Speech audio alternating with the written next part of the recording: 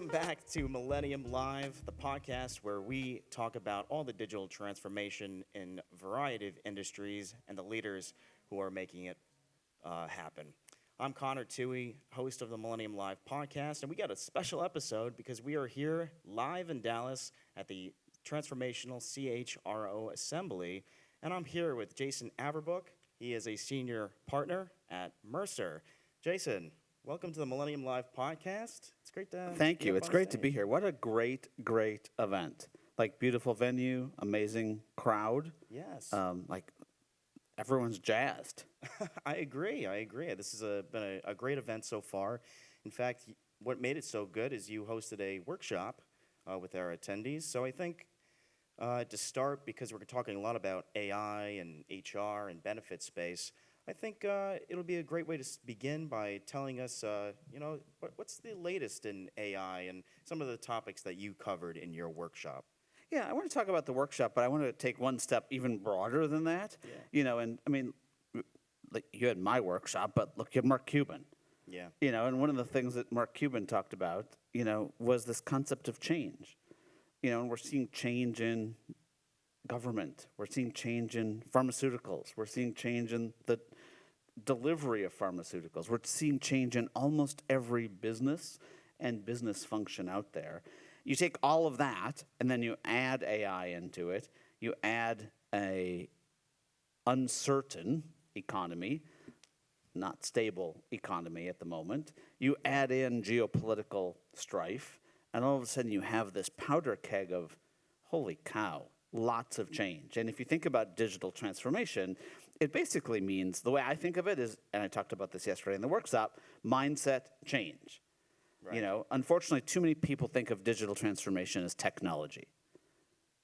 And they just buy new tech and think that's going to change everything. And it changes nothing.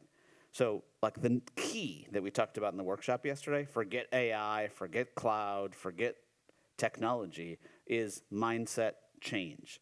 And that's probably those are probably the two most important words in my mind going through business today. Great. So mindset change. We'll keep that in mind. But obviously, there's a lot of talk about AI and implementing AI in the workforce, in the workplace. So what are some of the exciting things that you're seeing in AI in terms of workforce implementation? So one of the big things that we're seeing when it comes to AI is a shift from how we think about AI, a shift from adoption to embodiment. Okay, so tech, in the past, it's been all about, are we using it? When we think about AI, it's really important, I'm going to go back to mindset for a second, it's really important to think about how do we embody the fact that work is changing and how do I want work to change. So it's not just adding a new tool into how do we do work. It's really thinking about how do I do work differently leveraging this new tool. Does that make sense? It's a very nuanced statement, but it's a very important statement. Because what we're seeing is 80% of AI implementations fail. And the reason that is because they lean too much on the tech. We're putting too much weight on the tech, not enough weight on the change in how work has to happen to enable the tech to be effective. Tech itself doesn't just change work. Work changes, and then we use tech to amplify that change. So the biggest and most successful embodiments, I'll say, not implementations, but embodiments of AI come where organizations say, I have a problem. I know my why. I go through this process of thinking about what do I want it to look like going forward in an AI-first way. So don't say how we do it today. In an AI-first way, how do I want this to look? And then think about how do I design leveraging mindset, skill set, and tool set to bring that to life. The biggest problem, like I said earlier, is where we put way too much weight on the tech. If I put in Microsoft Copilot, everything's going to change. And what we're seeing is it's not. It's not changing anything. It might be adding a little bit of value, incremental value, but not exponential value. And that's what AI can do. So what ways then is AI transforming data processes in HR and able to streamline these processes in enterprises of all sizes. So I said this yesterday in the workshop. I think what people do and what humans do are three different types of things: hands work, heads work, and hearts work. Okay? Hands work, heads work, and hearts work. Break it down quite simple. What AI is doing is eliminating the hands work. Okay? So that people can be focused on the heads work and the hearts work, which means taking data and making better decisions on the data, Right. and then being able to storytell with empathy in a way that changes or drives outcomes for a business or an organization. Now, for organizations that have a lot of people doing hands work, that means a lot of change. And that means a lot of mindset shifting, back again, Yeah. to people who right now have this concept of FOBO in their head, fear of becoming obsolete. Like, that's going Right. to take my job. That's going to take my job. And the answer is yes, it is going to take your quote unquote job based on your job being a set of tasks. Now, your job is going to change. Okay, so it's not going to really take your physical job, but it's going to take the tasks that you do, automate them so you can add more value. That's the mindset part that has to shift, though, because once again, if we don't do that and we just give a tool, what people do is say, I'm not going to use the tool. I'm just going to do it the way I used to always do it. And then we struggle with adoption. Right. It's that embodiment discussion once again. Yeah, and I think that was a theme of the panel this morning, was about how do you change, how do you change the way you work and use AI as a tool going forward so that you have time to come to a Millennium Alliance event and talk through technology adoption. And this change is not surface level change. It's deep change. Yeah. Okay, because a lot of organizations have people that have been there for 20, 30 years who have been doing things the same way. Right. So that's what they know. They know stasis. They know the fact that I've been doing it one way, someone's telling me to do it a different way, but guess what? At the end of the day, it's still going to produce the same result. That's not going to move us forward, and we will waste the biggest technology innovation ever since electricity, AI, if Right. we don't actually think about the impact it can have instead of just place it on top of stuff that already is seen as old, legacy, and dated. Well, I saw in your workshop presentation that you call this the fifth industrial revolution. It is. It's by far. And unfortunately, in the fourth, HR didn't change. So it's already behind. We went from the manufacturing economy to the knowledge economy, but we still value our asset, our machine, more than our people. We still know how to count our machines more than we know how to count our people. In today's world, we're not counting people in the AI world, we're counting knowledge, which is even harder to do because it's coming from lots of different places, all over the place. And HR today is not equipped to do that. We're equipped to count heads, not make heads count. And we're definitely not equipped to think about how do I make humans and machines team together. Right. And I think that's a good way to segue to kind of identifying how to build and develop skills in AI in the workforce, and just what are some of the strategies that could be used here? So one of the strategies that doesn't work, let's start with that, because it's something that we see a lot, is training. Yeah. Okay? There's a difference between skilling and training. Training is teaching someone how to do a tactical function. Okay, I'm training you how to use ChatGPT, or I'm training you how to use Perplexity, or I'm training you how to use Outlook. I'm training you on a tactic. Skill is I'm educating you on something much deeper than that, something broader than that, that can spread across a lot of things, not just one specific tool. So if I'm really thinking about skills, a skill is something like adaptability, thinking about how can I unlearn and relearn. A skill is something like having an AI-first mindset, which means I don't do things the way I've been doing them. I think about how can AI help me do them better. Training is teaching me how use Microsoft Copilot.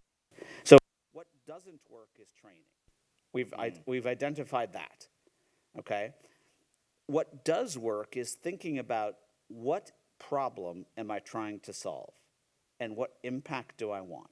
So if I do go down an AI path, which everyone should be with specific processes, what is my measure of success? Is it getting it done faster? Is it getting it done better? And in whose eyes is that measure of success? It's not implementing it and then being done. It's how am I going to look at that measure of success and saying, I'm adding quantifiable results based on doing this. And if you do that, all of a sudden, the training part is easy. Yeah. Does that make sense? Because I know why I'm doing it. Yeah. You know, but if I don't know why I'm doing it, I'm going to get this constant pushback. Like, this doesn't make any sense. Why are we changing things again? Why are we changing things again? So the first strategy is why. The second strategy is who. Who do I actually want this process or this embodiment to enrich? Is it the employee? Is it the manager? Is it for me in HR? And by the way, all those are right answers. Yeah. But it's not all of them at the same time. Okay, a lot of times we in HR push things out that are HR things, and then we give them to the employee, and the employee goes, I don't even know what this means. You know, I don't speak HR. Like, I speak employee. So all of that being said, it's the second component of the strategy is the who. It's the why, it's the who, and then it's the how. So based on the who, if I'm an employee who never goes to an office, never touches or opens a laptop, should I roll out a process that requires a laptop in order to get it done? The answer is no. Probably not. Right. Oh, just go into the laptop, open ChatGPT, and you can get it done. Guess what? No one's going to do it. And then what we're going to say? The technology failed. The technology didn't fail. We failed because we didn't design with the right why and the right who in mind. This is one of those amazing moments where the technology is actually easier than the mindset and the skill set shift required in organizations. Well, you'd think AI is going to make work easier in the future. And it will if it's designed right. Exactly. If it's not designed right, it's going to be a disaster. Because, I mean, back to your question about data, you know, we all know chatbots. You know, if I ask a room full of people, what do you think about chatbots? You know, I get about 20% that say they like them and 80% that say they don't. And I'll say, why don't you like them? And it usually boils down to 3 C's. They're either creepy, they're crappy, or they're clunky. 3 C's, creepy, crappy, or clunky. You know, and people are using like Alexa and Siri as their examples. Yeah. But truly, in a generative AI world where generative AI infers what I'm trying to say, the experience is much better. So when we think about like how it's going to change work, it's really focused on how can I amplify people? How can I take humans and machines, team them together so that 1 + 1 is accretive to 5 instead of 1 + 1 equals maybe 1.5 the way that it is today? Yeah. It's only going to create a more agile and capable workforce, you know, going forward. It can. It can. I don't want to promise that. Because like every time people say that, I'm not picking on you, but every time you can people do that. say that, it puts too much weight on the technology. When we say it can, like the it has to be the we. We can leverage the tool to create what you said. Right. But it by itself, which is unfortunately where most people are starting, isn't going to do that. That's a great point. That's a really good point. So implementation of AI tools are, you know, designed for the workforce. We have to keep in mind, you know, this holistic view of AI, and it's still very much, what, ChatGPT 3.5 came out in 2022. So it's really on an enterprise level, still very fresh. How do we make sure we mitigate bias in the workforce? Data privacy is probably top of mind for executives. How do we manage AI in this way? So can I play with you for a second here? Yeah. This is interactive. We're on stage. Yeah. So why? Why is bias all of a sudden a question? Like why do you ask me that question? Just because, like, we've had technology forever that could be biased. Sure. Or data privacy issues. Email. What do I send emails of confidential data outside my company all day long to customers, to vendors, et cetera, et cetera. What am I doing to make sure there's data privacy there? When I type a Word document, what am I doing to make sure there's no bias in my Word document? So it's really interesting to me when people ask that question. For some reason, all of a sudden AI has become this bias magnet. And we'll get to the answer in a second. But I'm curious as to why, because I think that adds fear-mongering to people. I think it adds a what if something goes wrong instead of what if something goes right, unless we can actually explain why we're talking about bias and why we're talking about data privacy. So I'm curious, why do you bring it up? Because you heard it in the news? I think it's one of those questions that is just asked in terms of, when you're introducing a new technology, you want it to work right and you want it to be ethical. So, but you have a good point. I haven't heard it that way before. It is maybe perhaps fear-mongering. So when we think about bias, bias comes from data. AI is just data. Yeah. Instead of on a deterministic path, on a probabilistic path. Okay? So bias comes from data. Who creates the data? People. Are people biased? Absolutely. Yes. So are you ever going to eliminate bias from AI? I don't think so. So probably not. In fact, a machine that creates data that is trained against bias is going to have a better chance of creating a bias-free system, if that's what we really want.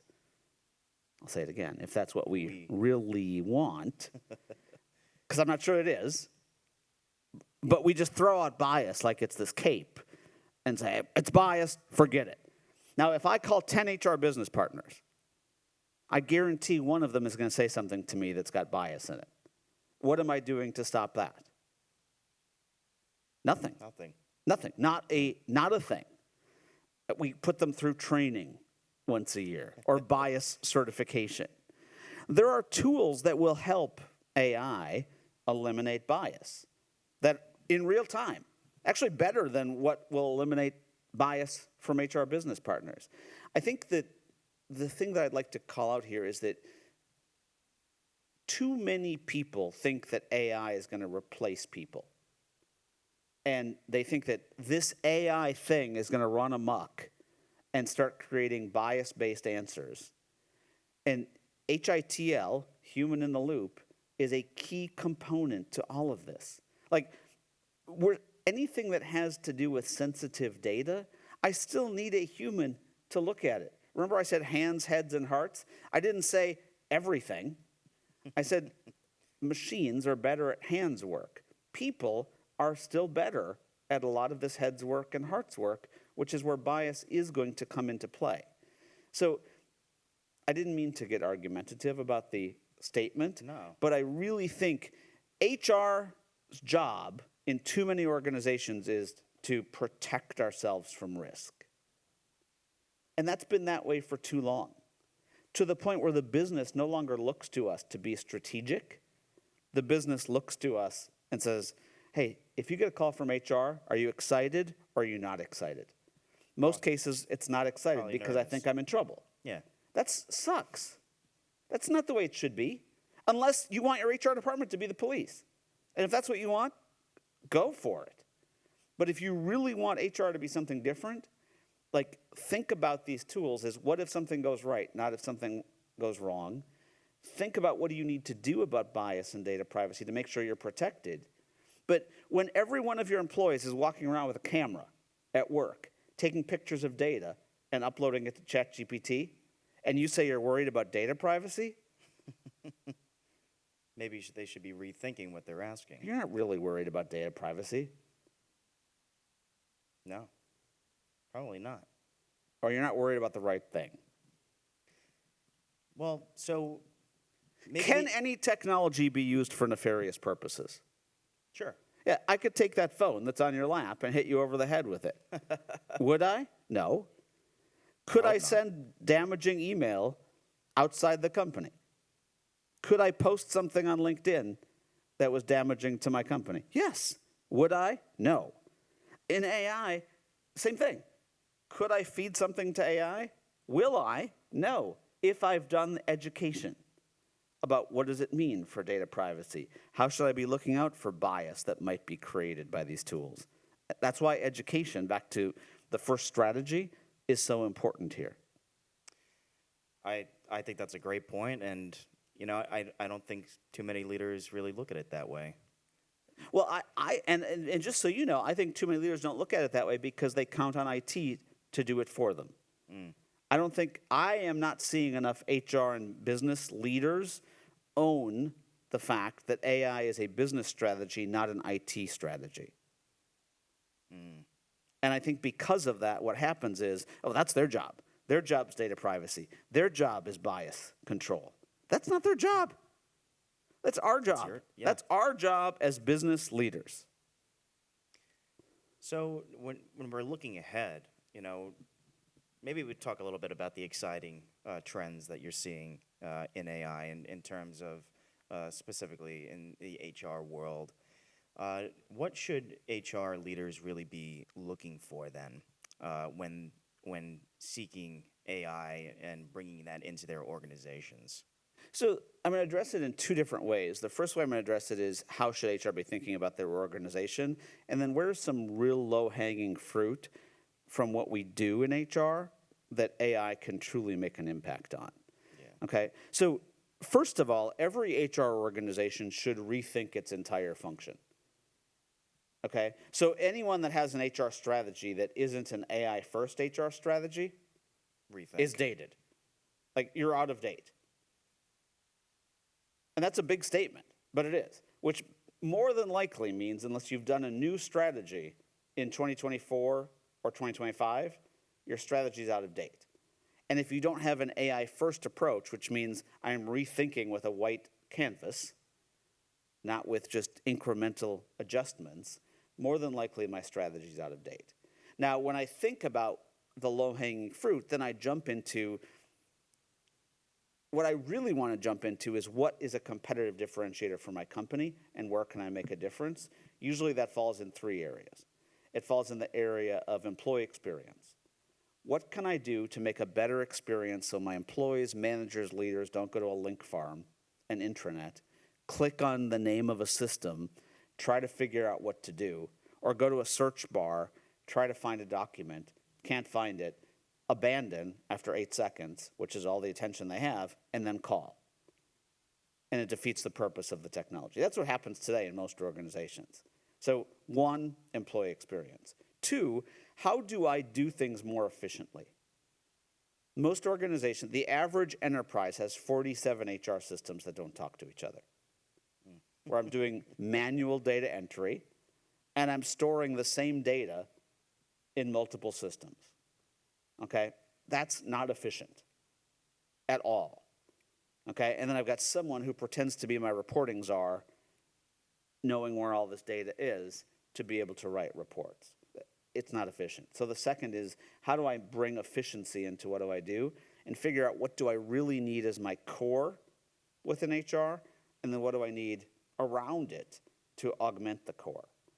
And then the third thing that I'd say is think about, instead of counting people, how do I make my people count? So when we think about that, it's tied to talent. I used this in the workshop yesterday. It's 2025 outside of work. What year is it inside of work? Okay? I think somebody said 1987. Someone said 1987. I mean, most of our processes at work make no sense outside of work. Like, seriously, I'm filling out a form and putting it in for approval, and I might hear from someone in a week, or someone might never get back to me? Like, as a dad of 2 boys, do I ask them once a year how they're doing? No, I ask them much more frequently than that. But what do I do in HR? Still do once a year performance reviews.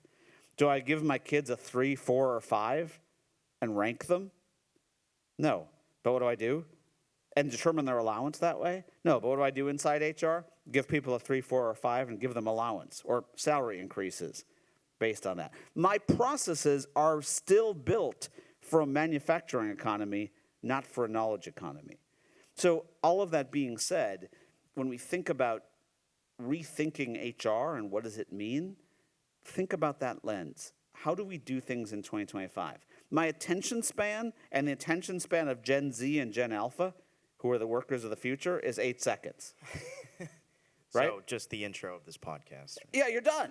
Yeah, I mean, everyone wants the TLDR and is going to put this on 2X and listen to it and be done in 20 minutes. Less than that, right? Or they already have the transcription and they've already done whatever they do with it. That's what most people are going to do going forward. Now, we're still creating valuable content, but the beauty of tools today is I don't have to consume the content the way that you and I might have thought of it. Like, okay, well, I'm going to sit down for 40 minutes and listen to it. I laugh when people look at podcasts and say, it's 3 hours. I'm never listening to it. That is stupid because it wasn't put out there for you to listen to the 3 hours. That's like saying, here's a set of encyclopedias. You don't even know what that is. But encyclopedias, when I was growing up, that my parents had on their shelf, and read them all. Like, I would never do it. I would just go right to the spot that I needed a question on, like, what's an egg? Okay, so I'd go to the E. So you go to E. Right. So in a podcast going forward, when someone sees 3 hours, that doesn't mean it's trash, and it doesn't mean you should ignore it. It means you should look at it and say, based on who I am, and by the way, technology is going to do this for you. It's already, if any of you use ChatGPT 03, it's already doing this for me. So all I do myself is I take a podcast like this, and I ask ChatGPT, based on this podcast, what part might I be interested in? Yeah. And it tells me, from a personalization standpoint, what's going to interest me and what's not. Yeah, what are the 5 key takeaways that I should know about? That are relevant, not just that I should know about, but are relevant to me based on what I care about, what I've been talking to you about, et cetera, et cetera, et cetera. So content, I laugh in the United States right now, we have this concept of bringing manufacturing back to the United States. You know, I believe that our job in the United States is to manufacture content. And I believe we're already doing it. That doesn't mean we're going to listen to it exactly the way it's manufactured. But manufacturing content is the biggest thing we can do in this country to move this country forward. Agreed, Jason. So sort of wrapping up, I want to ask you maybe 2 more questions. And what are you most excited about personally when it comes to AI? And, you know, I think you touched on a couple of really great points. One being that we should all be looking towards AI because if you haven't gotten there yet, you're going to need to get there. But what are some of the most exciting things that you're seeing in terms, maybe the future of work? I know maybe that's a buzz phrase, but in Jason's view, what's the most exciting thing? So I always take a human-first approach. So as a technologist, people laugh at this, I always take a human-first approach. You don't just do technology to help humanity. So for me, the things that I'm most excited about when it comes to AI are the impact on humanity. The fact that my son, who's 17, is a baseball pitcher, didn't have to have Tommy John surgery because he had his MRI compared to 350,000 other kids that pitch, and said, you don't need the surgery like the first doctor said. This therapy would help. Like, because of generative AI, saved my son a surgery, saved him a year of mental health issues, and got him back doing what he loves faster than ever. We're watching blood cancer treatments being experimented with and deployed in weeks instead of decades because of what we're able to do with data. So what I'm most excited about when it comes to AI isn't related to like the tactical part of work. Sure. It's impact. I think we're going to see better products. I think we're going to see better experiences. I think we're going to see better healthcare. We're going to see better outcomes, all impacting us as humans going forward because we're teaming with a machine going forward instead of us trying to do it ourselves. So the first thing I'm most excited about is humanity. When it comes to work, I like to phrase the not future of work, but now of work. And the reason I do that is because we've been talking about the future of work since I entered the workforce in 1987. That's old. Like, I entered the workforce when I was 18. Like, we've been talking about the future of work forever. And all we do is keep kicking the can.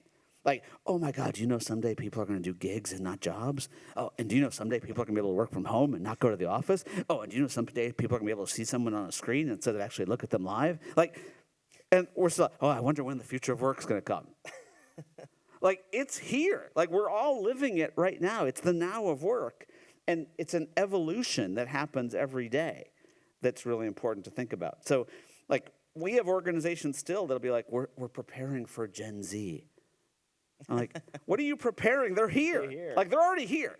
Like, if you're just starting to prepare for Gen Z, which, by the way, you should be preparing, that 2025 outside of work, inside of work example keeps you relevant as a company, okay? Because if what's happening outside of work, you can somehow get close to inside of work, you're already going to be relevant, and it gets you into more of that now of work mentality. So, impact on humanity and making sure that we stay relevant from a work standpoint instead of consumers being 10, 15, 20 years ahead of us. Yeah, the future of now. Exactly. So, just to wrap up, Jason, being here at the event and, the transformational CHR assembly, speaking and getting that face-to-face, that one-on-one time with your fellow peers in a setting like this, taking the day or two out of the office to network and talk about AI. And I think in a place like this, leaders can really pave the way for success and really build that future that they really are looking forward to. So what's the impact of an assembly, kind of like the Millennium Alliance, but when leaders get together and can talk about this, then that's usually where you see the most change. It's where you see the most change, but I have to say that in my time here, and it's not just here, it's wherever I am, I think the biggest impact is to scare the heck out of people. And in my time here, I've not heard enough people saying, this is what we're doing. This is how we're experimenting. This is how we're evolving. There's a lot of, we're thinking about starting to explore. We're thinking about starting to explore. Or we're thinking about putting together a team. Like, you have already missed. And how long have you been doing that? I mean, you have missed a 2-year window that you're going to have to, it doesn't mean you're not relevant, but you're going to have to leapfrog. Okay? And what I think the power of these types of events is it brings together people to look at each other in a mirror and say, guess what? I'm not that far behind. There's a lot of people in this space, and I get motivated to go back and do something. That's what I think this does, okay? Because there's no one here that's like stand out above everyone else and like, hey, we're AI first. Okay, there's not. But there's a lot of people that are in the same boat that are saying we're thinking about it, we're exploring, and I hope that what this event does is it gives people the kick in the pants to say, guys, it's time to act, and the time is now. That's a great quote right there. That could be the teaser of this episode, or at least let's let ChatGPT figure that one out for us. Jason Averbook, thank you so much for just being here at the Millennium Alliance, giving your wisdom, your knowledge. We are all AI learners, I think, but there's some true AI leaders, and you're definitely one of them. So thanks for sharing your thoughts on Millennium Alliance. Yeah, thank you for saying that. And I just want to share, one quick thing that drives me is I do this for my kids. I have 2 boys, they're 20 and 17.